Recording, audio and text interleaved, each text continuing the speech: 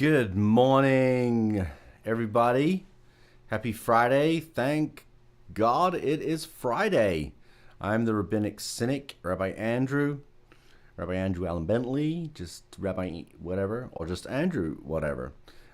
Today, we're in this period. The high holidays have just ended, and Fridays is the time that I like to bring in the weekly biblical portion, the Torah portion. We read a Torah portion every week. There's like 53 weeks, if I'm not mistaken, depending on the time of the year. This is actually the end of the Torah reading cycle. So everywhere we get to read the entire 5 books of Moses. This year, this Shabbat, we'll be reading from Ha'azinu, which is at the end of Deuteronomy. It's not quite the end. Zot HaBracha is the last Torah portion. But Ha'azinu, which means listen or hear, is considered to be Moses' last song. It's a beautiful poem that is set. If you actually look at it in a Torah scroll, it's written in columns. It's this wonderful poem. But contained in the poem are some very serious issues. As you see in my ticker below, I'm going to be discussing this tomorrow in person at Desert Outreach Synagogue, our opening of our Hebrew school. And at 8:45 a.m., I'll be leading a Torah study. It's called Talkin' Torah. So you can come and you can discuss, and we can discuss some of these issues that I'll be talking about in a minute as well. So you just see that email. It'll be on the entire podcast, vlogcast. If you see the email at the bottom, it's going right around across the screen there. I'm following it. So today, what I wanted to do is I wanted to take a teaching from Rabbi Sachs, Rabbi Lord Johnathan Sachs of blessed memory. And he wrote, this is the last essay he wrote. He wrote a series of essays for many years, and there's a number of volumes called Covenant and Conversation. And I base a lot of my teachings on him. I consider him one of my teachers. And this was the last essay he wrote. He was intending to finish this last volume, but Ha'azinu, which is the penultimate Torah portion. He wrote, this was the last one. He never lived to see to write the Zot HaBracha, to write the final Torah portion. And as people have said, I've said this a number of weeks ago. The rabbi that wrote the introduction to this said, this is meant to be learned with other people. This is meant to be shared. And so for the next week's Torah portion, we should write our own. Next Friday, I will do that. I will write. We will discuss Zot HaBracha in his memory. But today, I wanted to talk about this wonderful poem that appears in the Torah from Moshe. And it begins with these words: "Listen, you heavens, and I will speak. Hear, you earth, the words of my mouth. Let my teaching fall like rain, and my words descend like dew, like showers on new grass, like abundant rain on tender plants." So Deuteronomy 32, 1-2. And this is a beautiful introduction, right? He begins with these beautiful words calling to testify the heavens and the earth, right? And heaven is an interesting concept in Judaism. We don't necessarily know there's no definitive idea of heaven. The sages of the Talmud argue about that. Then he goes on to say, and he goes on to put this idea of tziduk hadin, which means the justice, God's justice. He says, he is the rock, or she is the rock. God is the rock. God can be masculine or feminine. God's works are perfect, and all God's ways are just. A faithful God who does no wrong, upright and just is God. And this is as Rabbi Sachs claims, it's a fundamental aspect of Judaism, that the evil and suffering in the world is not something that God has caused, but rather something that is caused by humanity, which doesn't often make sense. It's very difficult to understand. It goes even further. Is God corrupt? No. It's a defect in us, in God's children. A crooked and perverse generation. He's maybe talking about the generation that died off in the wilderness for the new generation to spring forward. But the idea is that there is no such, God exists outside of evil. And I think that is very difficult for me to understand. I don't really quite understand what that means. How does God exist outside of evil? If God created everything, then evil was created by God. This is one of the ultimate questions that we have to answer. And there's some very interesting interpretations of that. We don't necessarily believe in the heaven that is typical to believe. Everything in Judaism is about what we do on earth. And I think that's what the testimony is. The testimony is that, if you look at the arc of history, the arc of humanity, and this is what Rabbi Sachs's point is that he's making, is like, this is not my God. He wrote this book, this is not my good God. And he talks about this idea of dualism, right? That evil doesn't come from God, but is independence, an independent force, right? The Nazis, Mashemam, were an independent force, right? What do they have to do with God? This is humanity's acting out.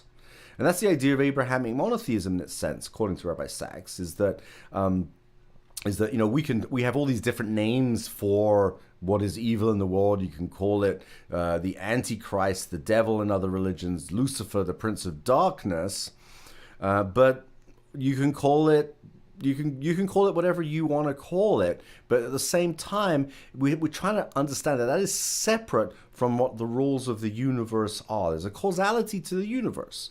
That when we do something, when we act in a negative way, there are negative outcomes. So how do we resolve that? There is suffering in the world. Bad things happen to good people. And if that's the case, so is that independent from God, or is that part of, if God is everything, then that is part of the entire gamut of who God is. So, but the idea of dualism is that we recognize that, and that as well as modern secular and totalitarianism, right, very dangerous in the modern world, but the humanity can be divided into that which is good, and that which is irredeemably evil. Obviously, people who we consider evil have to get to a point where they are irredeemable, right? We do not believe, Judaism doesn't believe in original sin, that everybody is born with the potential for good and the potential for evil, the Yetzer Hara and the Yetzer Tov. And the question is, how do we reconcile that? If you think about it, there's many evils in the world have been caused by religion itself, by Abrahamic religions. I would dare to say that all of the religions are responsible for that. That but it's not the religion itself, but it's human beings' interpretation of the dogma. Human beings who say, who decide that they want to put themselves into it and say it has to be this way. And if it's not this way, you're going against God. And if you're going against God, then you're going. Then you have to answer to the punishments that are put out in the Bible. I'll tell a story that this happens in my own life. I attended Bar Ilan University during the time of Yigal Amir. In fact, we were in a class together, Talmud class together, and Yigal Amir was the man who shot Yitzhak Rabin, and he was so caught up in politics and religion being put together that he took it literally when certain rabbis would say that Rabin, by giving up parts of Israel for peace, was not actually creating peace, but was causing danger to the Jewish people. And so he had this idea, the din of the pursuer, the law of the pursuer, that someone that chases somebody else, right, you have an obligation to kill that person before they're able to kill other people. And so Yigal Amir thought that Rabin, of blessed memory, was his goal was to stop Rabin from destroying the Jewish people by giving up parts of the land of Israel. Completely misguided. Ended up, I think, one of the biggest tragedies in Jewish history, that another Jew was killed. A great leader of the Jewish people, but a great international leader and a brave leader who made peace with Yasser Arafat, tried to make peace with his mortal enemy. and he was killed for doing so in the name of the God of Abraham, the God of Abraham, Isaac, and Jacob, misinterpreted by human beings. And I think that's what Moses is saying here, that if you live life like that, if you live life thinking that you have all the answers, that there is an absolute, life is in the gray, that you give into your own justifications for you're saying that I'm going to behave in such a way because, right? And this is evil. This is evil in the name of religion. That if you're going to give into that, then you are moving away from the idea of Tziduk, right? So it begins, we don't believe that it is in heaven. There is no afterlife for you for committing crimes. Yes, we believe in Olam Haba, the next world, but that we don't know what that means. Maybe that just means the remembrance that other people have for us, that we, as we have lived our lives. Maybe that's what people believe. Maybe that's what that means. Or maybe it means it's literally a place that we go. But I don't believe that's the case. I believe that I personally believe that the next world is a place that we, our DNA goes out into this grander universe. It creates the building blocks for the future through our children, through the people that we affect through our physical DNA, and the people that we affect through the DNA of our attitudes, the DNA of how we teach and how we influence and what we do in this world. And that is Moses' lost poem to the Jewish people, to the Israelites, that if you follow a life of justice, if you follow a life where you look for the truth of things, you look for the truth and understand the arc of history in that sense, right? So if you're looking at the arc of history, you see that evil rises, evil empires rise, and it may seem as you're living during those times, and if you survive those times, that you're never going to get out, that maybe you'll never get out of it. But as you look at the arc of history, often good does prevail in history, even though maybe it's for short periods of time. But I think that it's kind of like looking at the stock market, right? You see big drops in the stock market, and then you see it going up, but it trickles up. It goes up at some point. It keeps going up. But you have to have that patience to endure through the difficult times, because if you endure through the difficult times, then you will be able to come out stronger from learning from the evil, from the difficulty that happens in our lives.